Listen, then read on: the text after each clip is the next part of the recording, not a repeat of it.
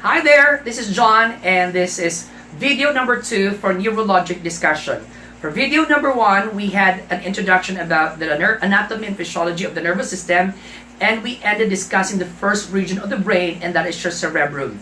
So for this clip, we will continue with the different regions of the brain, and we will start with the second region, and that is your diencephalon. Okay? Anyway, just to recap, we have 4 regions of the brain. The first is your cerebrum. We're done discussing that. Second is your diencephalon.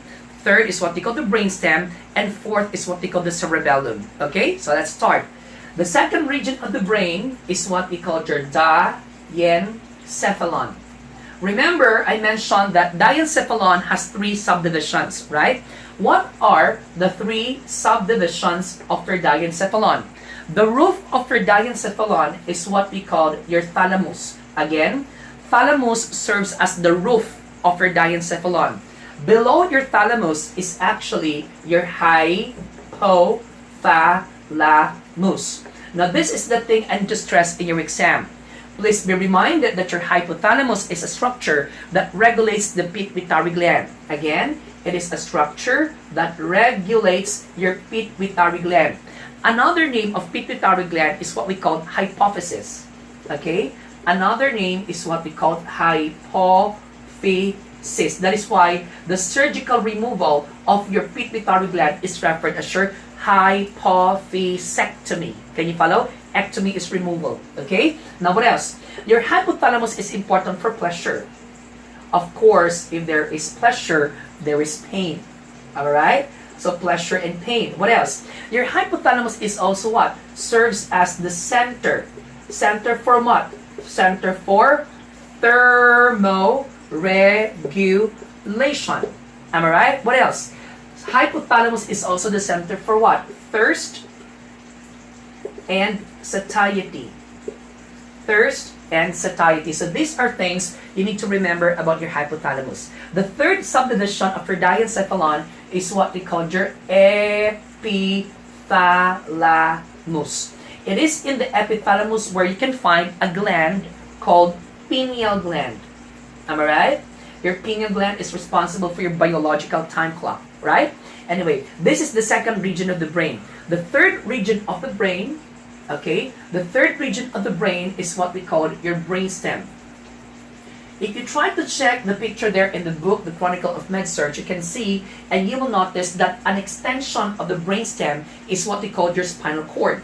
Okay? Anyway, our brainstem has actually 3 subdivisions. What are the 3 subdivisions of your brainstem?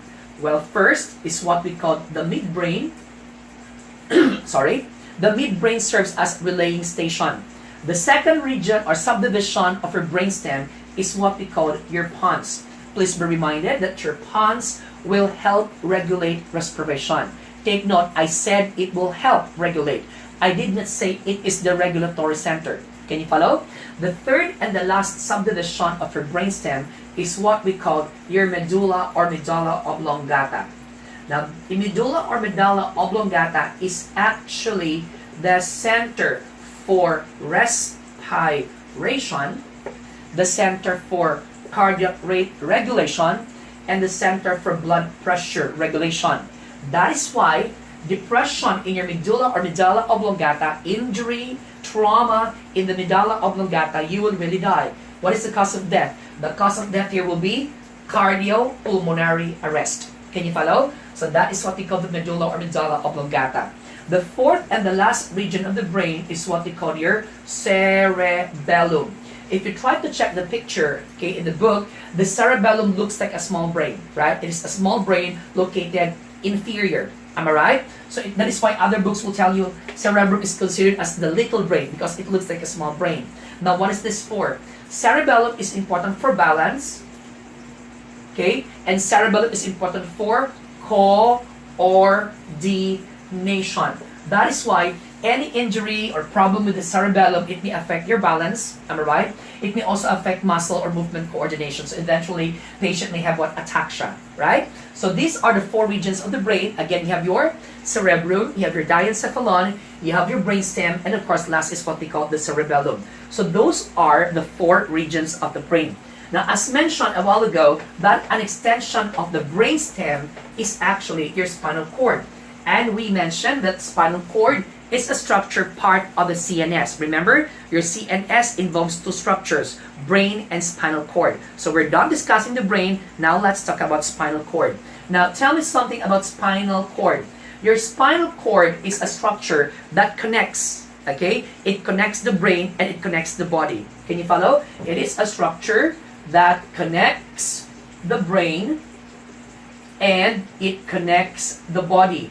That is why in cases of spinal cord injury or any trauma in the spinal cord, the control of the brain to the body is disrupted. Can you follow? Because of the importance of your spinal cord, the spinal cord must be protected. Am I right? Because of its relevance. So what do you call the structure that protects the spinal cord? Our spinal cord is actually protected by an irregular bone. That irregular bone is what we call your vertebrae. Can you still remember the names of your vertebrae? How many cervical vertebrae do we have? We have 7 cervical vertebrae. Other book, they will tell you 8 cervical vertebrae. It's still correct. Why did they say 8 cervical? Because they included the first pair called atlas and axis. That makes it 8 cervical vertebrae. So if you happen to encounter 7 cervical vertebrae, it's correct. If you happen to encounter 8 cervical vertebrae, it's correct. It means to say, if it is 8, they included the first pair, and the first pair is what we call atlas and axis. So again, cervical vertebrae, 7, or cervical vertebrae, 8. After cervical, you have your thoracic. How many thoracic vertebrae we have? 12. Am I right? After thoracic, you have the lumbar. How many lumbar? 5 lumbar vertebrae. After lumbar, sacral. How many sacral vertebrae do we have? 5 fused to 1. Am I right? Then after your sacral, your coccyx. How many coccyx vertebrae do we have? 4 fused to 1. Can you follow? So again, okay, an irregular bone that protects the spinal cord is what we call vertebrae. How long is the spinal cord? Well, actually, our spinal cord is about 16 to 18 inches long. Can you follow? Now, what else? Your spinal cord is actually the center. Can you follow? It is the center for reflexes. Now, I hope you can still remember reflex, right? I hope you can still remember gag reflex, coughing reflex, sneezing reflex, deep tendon reflex, blinking reflex. Those are reflexes, right? The center for reflex is actually the spinal cord. Now, why is this thing very important to know? Because there is such thing called spinal shock. Now, what is spinal shock? When I say spinal shock refers to sudden. Okay? It refers to sudden loss of spinal cord functioning. The question there will be, what is the best indicator that spinal shock exists? How will you know that there is spinal shock? Well, spinal shock is actually presented as what? Absence of reflexes. Can you follow? So do not forget this. The best indicator that spinal shock exists will be absence of reflexes. Now, when is this spinal shock common? Spinal shock is common to patients with spinal cord injury, right? So spinal cord injury. Having said spinal cord injury, where are common sites of SCI or spinal cord injury with respect to your vertebrae? Can you still remember? Well, the common sites of spinal cord injury are the following. You have your cervical, 5, 6, 7, thoracic, 12, and lumbar, 1. These are common sites of spinal cord injury. Thing to remember in your examination. With respect to the location of your spinal cord injury, there is a specific location of SCI that will increase the likelihood of autonomic dysreflexia. So when is autonomic dysreflexia common? Autonomic dysreflexia is very common or most likely to occur to patients with spinal cord injury above thoracic 6. So if you have SCI from cervical 1 down to T6, if you have a spinal cord injury between cervical 1 to thoracic 6, the likelihood to have autonomic dysreflexia increases. Can you follow? Anyway, we will talk about autonomic dysreflexia when we will discuss or when you will reach spinal cord injury. Of course, that will be part of your the Chronicle of Medical Surgical Nursing Review. You have it there, right? So let's proceed. Now that is your spinal cord. With respect now to your gross anatomy of your spinal cord, everybody eyes here. Now this is your spinal cord, the sagittal section, right? If you cut the spinal cord, there is letter H in appearance or butterfly in appearance at the center.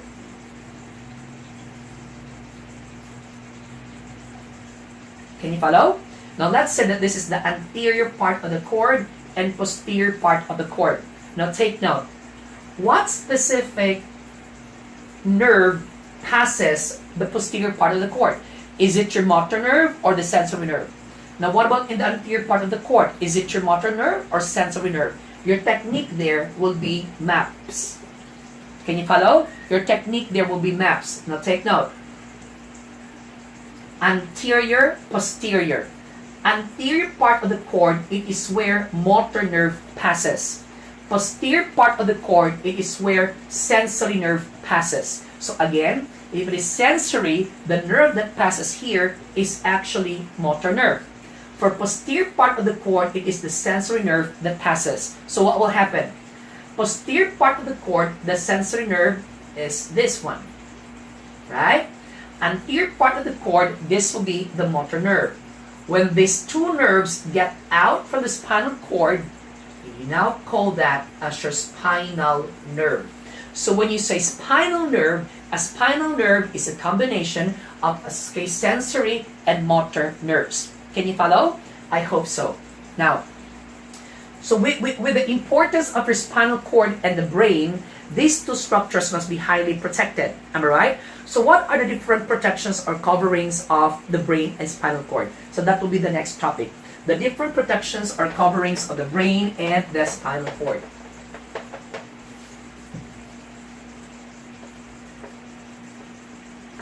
Protection of your CNS. Let's start from the outer part going inside, right? Of course, the protection outer part, what is this? Of course, this is what we call your scalp. Down your scalp is your what? Of course, your skull. Am I right? So there are things you need to remember about your skull. Highlight in your examination. A patient with anterior cranial fracture. Fracture on the anterior part of the skull. Okay? A patient with anterior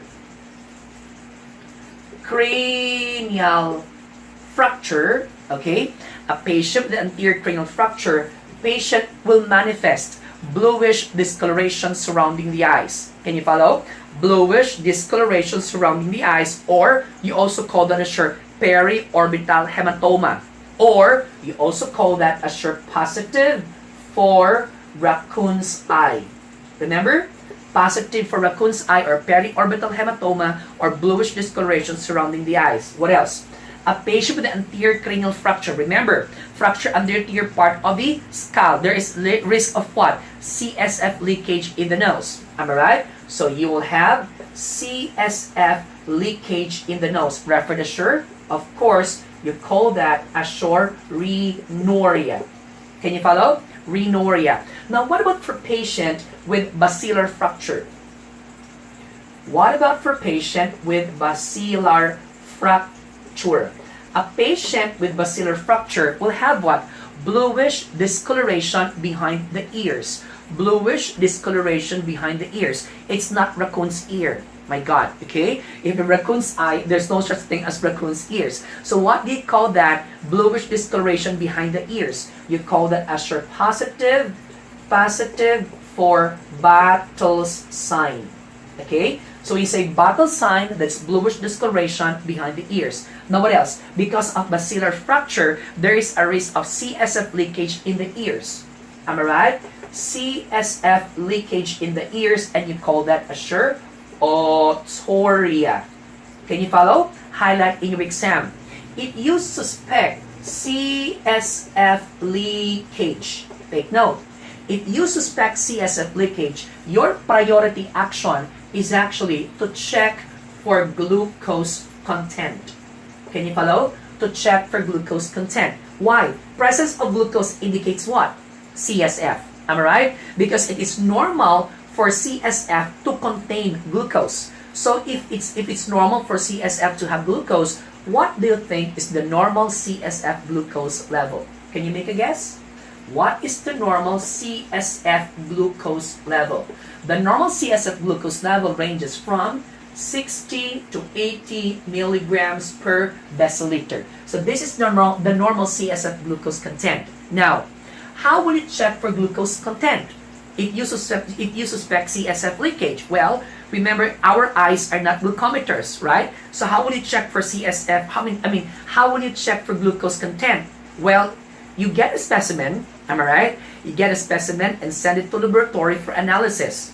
So that's one way how to check for glucose content. But if you're living in a far, far flung area wherein there's no laboratory, so how will you check for the dogs are barking again. Sorry. Now, how will you check for glucose content? We'll get a clean white cloth, get an OS, okay? Get a clean white cloth, you wipe the drainage, and you let it dry. Remember, when you dry the CSF, the glucose in the CSF will leave a yellow halo markings on a white cloth. Therefore, if you happen to see yellow markings on the white cloth, then there is glucose. Then you suspect CSF. Can you follow? So those are ways how to check glucose content in the CSF. Clear? Now, aside from that, another thing to remember in your examination, aside from your anterior cranial fracture, basilar fracture, highlight in your exam, is your platybastia. Platybastia. Now, what is platybastia? Platybastia refers to invagination of the skull. When you say invagination, there is invagination of the skull. There is somehow flattening of the skull. Therefore, when the base of the skull flattens, will it restrict or compress the structures inside? Of course. Now remember that platybastia is a form of a medical emergency. Can you follow? And platybastia, again, it is a form of medical emergency. Highlight in your exam. Platybastia causes seizures. Platybastia, remember, because it's on the base of the skull, it will affect the cerebellum. And cerebellum is important for balance and coordination. That is why platybastia may cause ataxia. Can you follow? And last, platybastia may cause retardation. So again, these are things you need to remember about the skull. Remember, we're talking about protections of the CNS. So again, you have your scalp, then you have your skull. Can you follow? So let's proceed. What are other structures that will protect the brain and the spinal cord? Allow me to erase this part.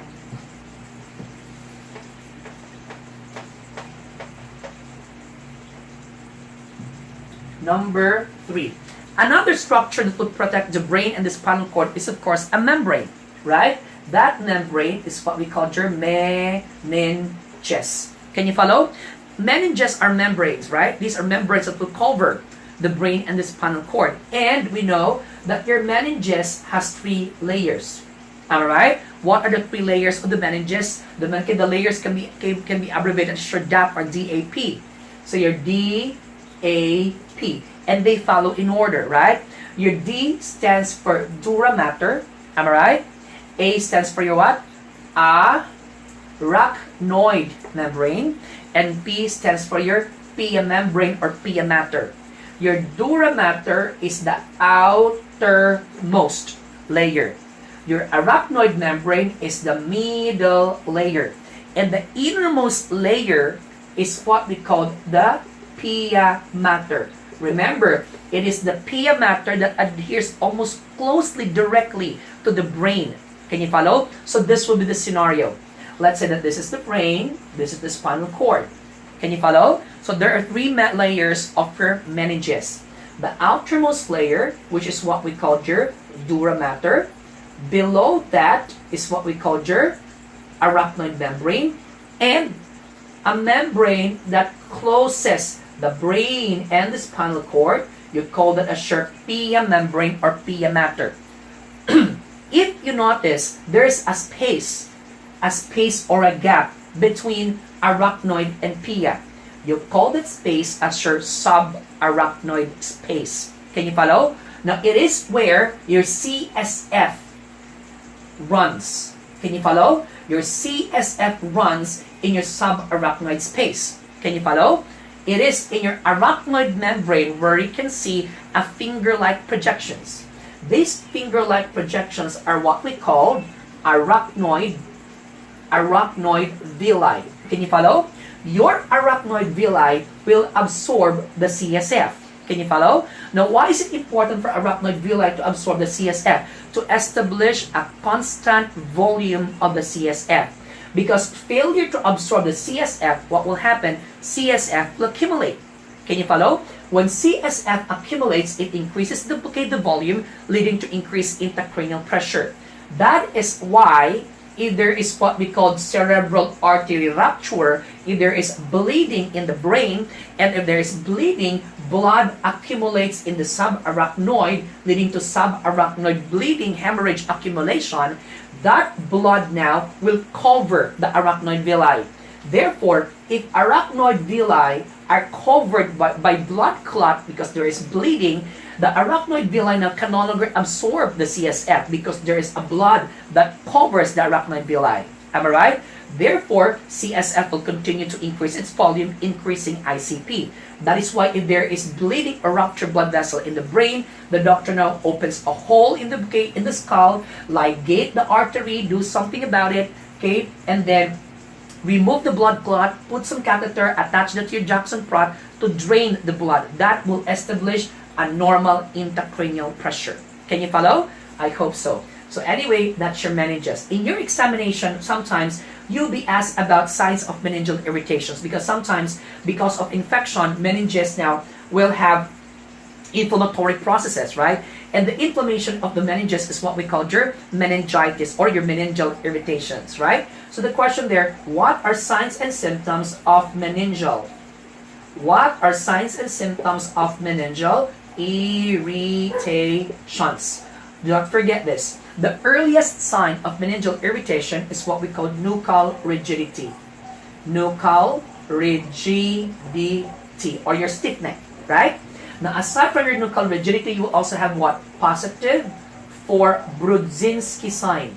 Positive for Brudzinski sign. Can you follow? What else? Allow me to erase this part.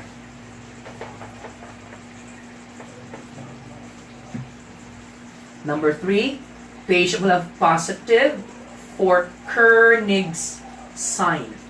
Can you follow? Number 4, patient will have opisthotonus. Can you follow? So let's start to discuss them one by one. Brudzinski, the technique there, take note, Brudzinski starts on what letter? Letter B. B stands for batok. Am I right? This is our word batok. So when you say Brudzinski sign, okay, flexion of the neck leads to flexion of the hip and knee. So when you flex the neck, there will also be flexion of the hip and knee. You call that your Brudzinski sign. Take note, Brudzinski sign assessment is contraindicated to patient with spinal cord injury. You cannot check Brudzinski sign to patient with SCI because in SCI you have to maintain neck and spine alignment. Okay? Next, Kernig sign. Technique, Kernig starts on what letter? Letter K. So what is K? K stands for knee. Can you follow? So what is Kernig sign? In Kernig sign, there is resistance when you extend the knee of the patient. There is pain. Can you follow? So there is resistance. Resistance when you extend the knee due to pain is what we call Kernig sign. Now, what about opisthotonus? Opisthotonus means arcing of the body, right? So there's arcing of the body. So you call that your opisthotonus. These are signs of meningeal irritations, right? Now, aside from your meninges, another protection or covering of the brain and the spinal cord, number 4, will be a network of capillaries, right? A network of capillaries that will filter the blood, okay, to the brain. They need to filter the blood because the blood must be very clean, am I right? Free from any impurities because the brain is so important. So that is why the blood that must enter the brain must be pure. Can you follow? Free from any microorganisms, right? So you call that network of capillaries now as your BBB or blood-brain barrier. Anyway, I mentioned blood and I mentioned blood vessel. Just additional input. Now, there are 2 common blood vessels that will supply blood to the brain, right? Now, what are the 2 common blood vessels that will supply blood to the brain? Well, anterior part of the brain is being supplied by the internal carotid artery. Am I right?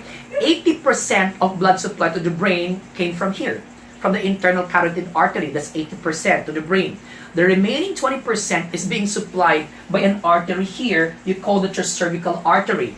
That is why, if this is your brain, anterior part, posterior part. The anterior part of the brain, 80% of blood supply to the brain, okay, is being supplied by the internal carotid artery.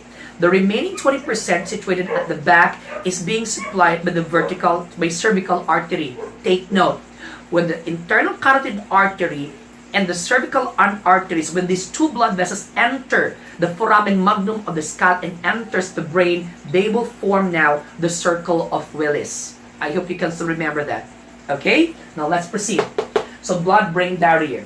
Another protection or covering of the brain, okay? Number 5 is what we call your CSF or cerebrospinal fluid. Remember, it is a fluid that surrounds the brain and the spinal cord. Am I right? Now, it is a fluid that surrounds the brain and spinal cord. The primary reason or function or purpose of your CSF is actually for protection. How? It serves as a cushion. Cushion for the brain and cushion for the spinal cord. Now, question, who produces CSF? Your CSF is actually a fluid produced, okay, produced by choroid plexus. Choroid plexus. Choroid plexus can be seen in the ventricles of the brain. Remember, in the brain there are opening, there are spaces. You call that your ventricles. It could be your lateral ventricle, it could be your third ventricle, right? So those are that is what we call your choroid plexus. If there's such thing that will produce the CSF, there is also another structure that will absorb the CSF. And again, what is that structure important for CSF absorption? I mentioned that a while ago when you talk about arachnoid. You call that as your arachnoid villi. Can you follow? Your arachnoid villi. So these are things you need to remember about CSF. Now take note. In the hospital, we use CSF as a specimen for analysis, right? Now we can perform, the doctors will perform lumbar puncture, am I right? Lumbar puncture for the purpose of, CSF electrophoresis, or of course, CSF analysis. Do not forget this. A patient with increased intracranial pressure, CSF analysis or lumbar puncture is contraindicated. Now, we cannot perform lumbar puncture or spinal tapping to patient with increased intracranial pressure. Why? The moment you puncture the lumbar area and there's an increase in the intracranial pressure, when you puncture the lumbar area, there is sudden release of pressure.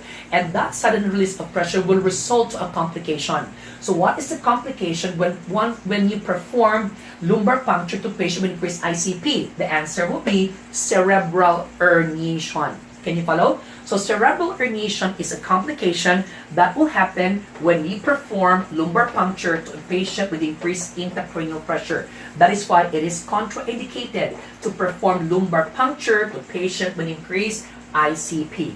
Now still under CSF, let's talk about the normal characteristics.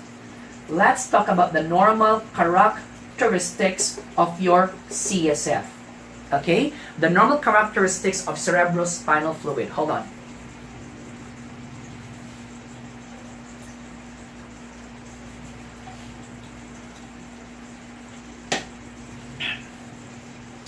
Okay, let's talk about the normal characteristics of your CSF. Number 1, let's start with the volume.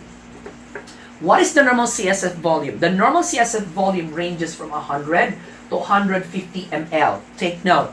If there is an increase in the CSF volume, if there will be an increase in the CSF volume, that will also increase intracranial pressure. Can you follow? The question is, what is the normal ICP?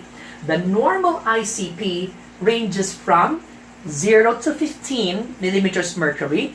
Other book, 8 to 15 millimeters mercury. So to make it safe, the normal ICP, it must be less than 15 millimeters mercury. Can you follow? And an increase in the CSF volume will result to a condition called hydrocephalus. Can you follow?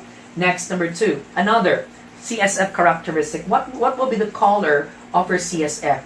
The CSF must be clear, and it must be colorless.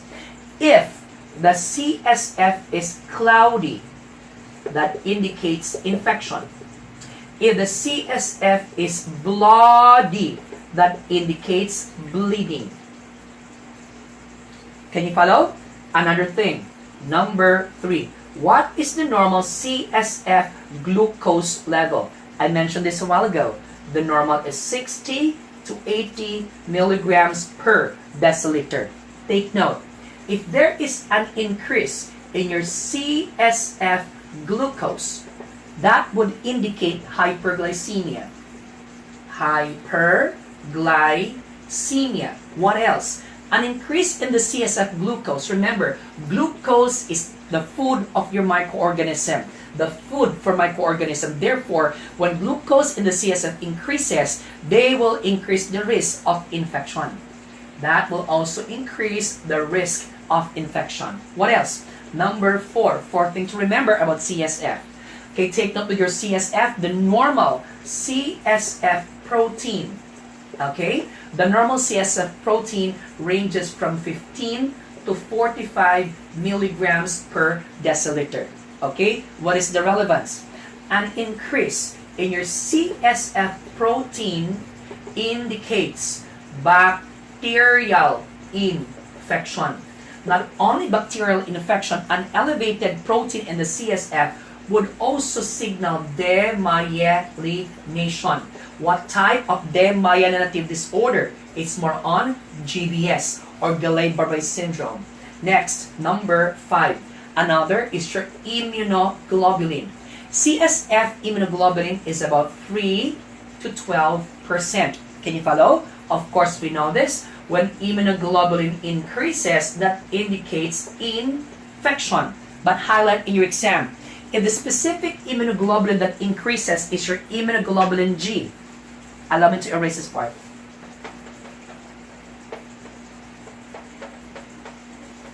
If the type of immunoglobulin in the CSF that increases is your immunoglobulin G, if there's elevation of IgG, that is indicative of demyelination. Can you follow? Now, what specific demyelinative disorder? It is multiple sclerosis and GBS. So here will be your technique. If IgG is the only thing that elevates in the CSF, that is multiple sclerosis. But if elevated IgG is paired with CSF protein, that will be your GBS. Remember, these two, they both have IgG elevation. Again, what is demyelination? Destruction of myelin sheath. Who destroys the myelin sheath? The precursor for demyelination is your immunoglobulin G. That is why demyelination is a form of an autoimmune disorder. Okay, let's proceed. What number are we now? Number 6. Now, what about WBC? What is the normal WBC count in your CSF? Well, it is about 0 to 5 per cubic millimeter. Of course, we know this. An elevation of your WBC count indicates infection. Am I right? And last, number 7, RBC. Is it normal for us to find RBC in the CSF? No. There should be no RBC. But traces or presence of RBC in the CSF indicates, of course, bleeding. Can you follow? So these are things you need to remember about CSF and the normal characteristics. Okay? So this is the end of part 2 of your neurologic discussion. Watch for part 3 wherein I will talk about assessment of neurologic functioning and, of course, the beginning of our disorders affecting nervous system. Thank you so much and see you on video number 3. Bye!